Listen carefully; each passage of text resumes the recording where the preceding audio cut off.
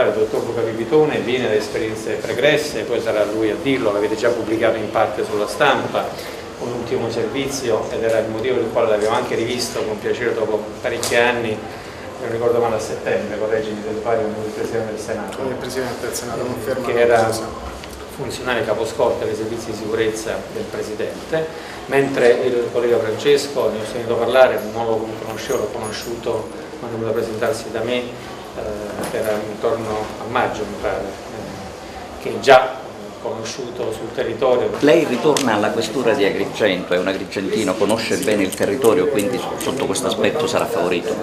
Certamente, e sono consapevole dell'importanza del ruolo affidatomi dal signor Questore, pertanto non mi risparmierò in tempo e fatica per raggiungere gli obiettivi prefissati. Il ruolo da dirigente dell'Ufficio Prevenzione Generale e Soccorso Pubblico di Agrigento è ricco di tanti sacrifici ma di tante sfide.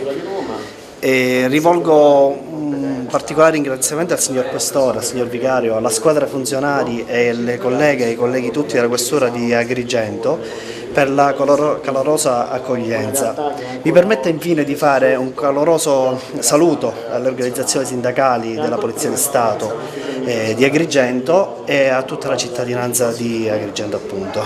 Poi Rino, prego. Sarà un impegno arduo perché in pratica la cosiddetta squadra volanti è il primo intervento sul territorio della città di Agrigento, quindi faremo il possibile per stare sempre vicini al cittadino, alle sue esigenze e alle sue richieste.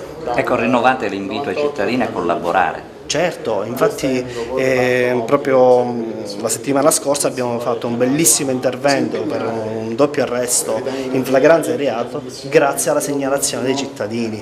Quindi in pratica colgo l'occasione per ribadire quello che ha detto lei poc'anzi, cioè i cittadini devono chiamarci perché la polizia è al suo fianco.